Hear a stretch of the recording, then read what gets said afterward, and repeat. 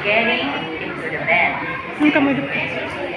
Getting into the band.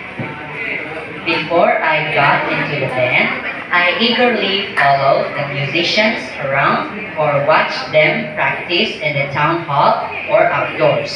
I even asked my friends to walk along the beach.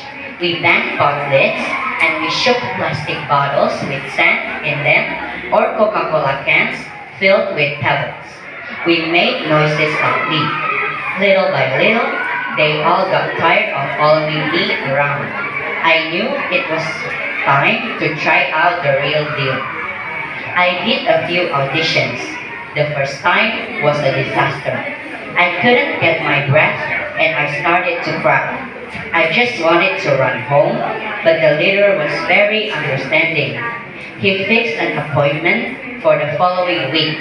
He explained how to relax and do breathing techniques. So I practiced everything he told me. I went around the house making drum noises, bass noises, and piano sounds. That helped me out.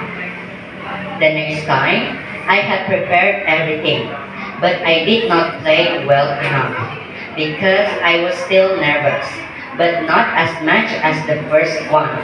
I told the leader that I needed a bit more time.